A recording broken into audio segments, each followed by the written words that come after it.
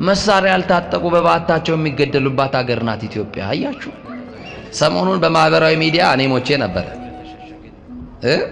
ገለውኝ ነበር በቲክቶክ በመናምን ብዙዎቻችሁ ከዚህ የጻፋችሁልኝ ሰዎች ስለነበራችሁ ምንድነው የሰማነው ላላችሁ እንግዲህ ምንም አልናገርም። እንግዲህ ቆሜ ያያችሁ ነው።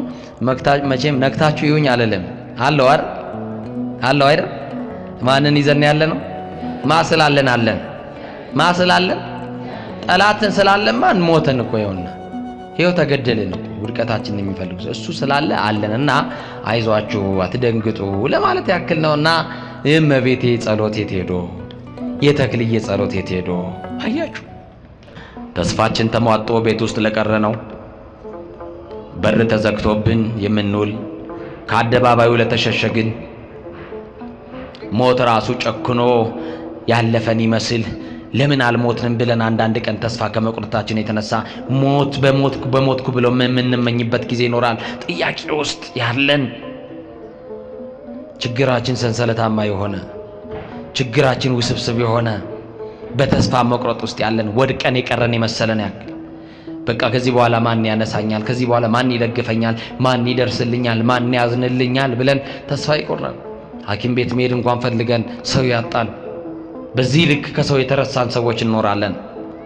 አንድ ነገር እናገራለሁ ጣቢታን ያቆማት የጌታ ጸጋ ያቆመናል። የወደቁትን የሚያነሳው የክርስቶስ ጸጋ ሁላችንንም ያነሳናል። ወንድሞቼ ወድቀን እንዳንቀር ነው ትልቁ ነገር። ጠፍተን እንዳንቀር ነው ትልቁ ነገር። መቆም አልችልም እንዳትሉ፣ ደክሞኛል አትበሉ፣ ሰልችቶኛል አትበሉ። ተስፋ መቁረጥ አይታይባችሁ። በትንሽ ነገር የምትበሳጩ፣ በትንሽ ነገር እንባችሁ የሚመጣ፣ በትንሽ ነገር የምትከፉ አትሁኑ። ችግራችሁ ለእግዚአብሔር ነግራችሁ ሲሞላላችሁ ደግሞ ወደ ዓለም የምትሄዱ ሰዎች አትሁኑ። ችግራችሁ ለእግዚአብሔር ከነገራችሁት በደስታችሁም ሰዓት እግዚአብሔር ጋር ሆኖ ጣቢታን ሕያው ሆና በፊታቸው ያቆማት እግዚአብሔር እኛንም መቆሞናል። ማን ነው ያቆማችሁ ካላችሁኝ ብቃታችን አይደለም ችሎታችን አይደለም ቸርነቱ አቆሞናል። ምህረቱ አቆሞናል። ይቅርታው አቆሞናል። እስቲ ሁላችሁም ቸርነቱ አቆሞናል በሉ። ምህረቱ አቆሞናል። አያችሁ ያቆመን ማን ነው? አያችሁ የእግዚአብሔር ቸርነት ያቆመን የእግዚአብሔር ምህረት ያቆመን የእግዚአብሔር ፍቅር የእግዚአብሔር ደግነት ነውና በደግነቱ የቆማችሁ በምህረቱ የተደገፋችሁ ጠላት አይጥላችሁም። የሚወረወረውም አይመታችሁም።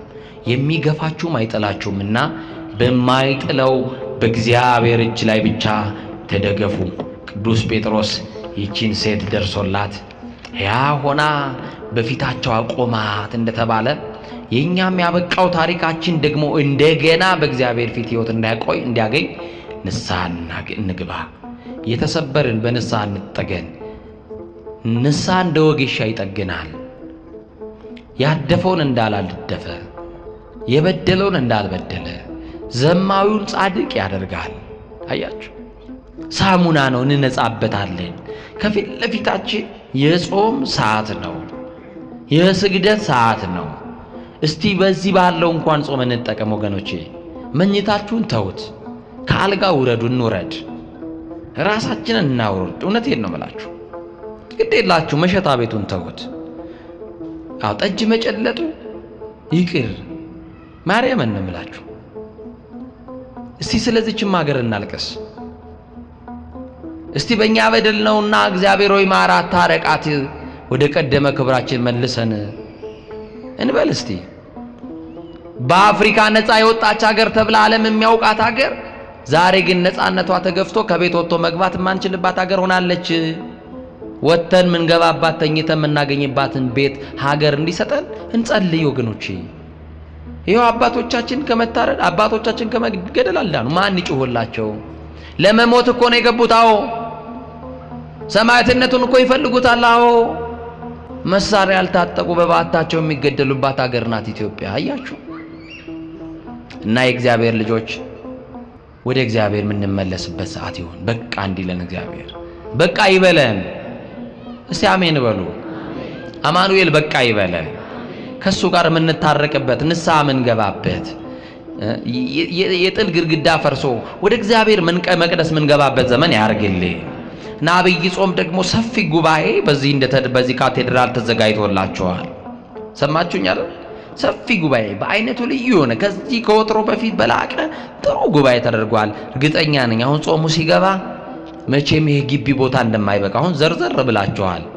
ያው ሐሙስ ናት ያላችሁን ቀን እንጠቀም ብላችሁ እንደሆነ አውቃለሁኝ። ኢትዮጵያዊ በጣም እንደ አንበሳ ምን እንደሚወድ ታውቃላችሁ። አሁን ፈይል እንል ነው እንግዲህ። አቤት በመብላት ምክንያት ይኸው በሽተኞች ሆነን እኮ አይደል? እንደው ዘንድሮ ስጋ የሚበሉ ሰዎች ናቸው ታማሚዎች። ደግሞ ስጋውን የሚተካ ፕሮቲን ቤታችሁ አትሰብስቡ። እሺ ያው ትንሿ ነገር ትበቃናለች። አዛኝቷል። የተራቡ በጣም እልፍ ሰዎች አሉ። ቀያቸውን ጥጠው ጎዳና የወደቁ ሰዎች አሉ። ጥጋብ አያዋጣ። አሁን ተንፈስ እንበልለት ለእግዚአብሔር ምሕረት እንለምን። ስለዚህ በዚህ በካቴድራሉ የሚደረጉ ጉባኤዎች ይኖራሉና ሌሎችንም እየቀሰቀሳችሁ ያልመጡ ወገኖቻችሁ እግዚአብሔር ይወዳችኋል፣ እግዚአብሔር እኮ ታስፈልጉታላችሁ፣ ይፈልጋችኋል እያላችሁ ወንድሞቻችሁን አምጧቸው፣ እህቶቻችሁን አምጧቸው። ይሄንን እንላለን። በተረፈ የእግዚአብሔር ጸጋ ደግፎን ደግሞ እንደዚህ ለመታየት ስለበቃን ብዙዎቻችሁ ከዚህ የጻፋችሁልኝ ሰዎች ስለነበራችሁ ምንድነው የሰማነው ላላችሁ እንግዲህ ምንም አልናገርም። እንግዲህ ቆሜ እያያችሁ ነው። መቼም ነክታችሁ ይሁኝ አልልም።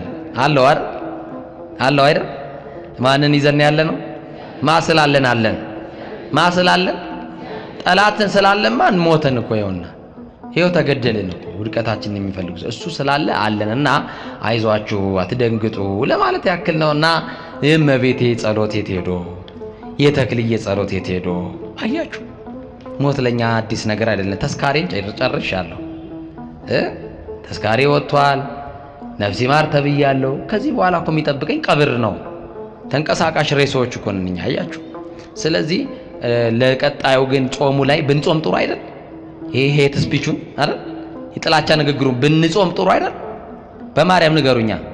አዎ። እና ምትቆርጥ ቆንጨራ አለች ማጭድ እንደዚህ አይነት ነገር ሲመጣላችሁ ይሄ ከጾማችሁ ላይ ያሰናክል ኮሜንት ገብታችሁ እንዳትጽፉ እየመጣችሁ ብሎክ ታረጋላችሁ። አንተ ቤተክርስቲያን የምታሰድብ አትወክልም ቤተክርስቲያን። አያችሁ ብሎክ ማድረግ ነው።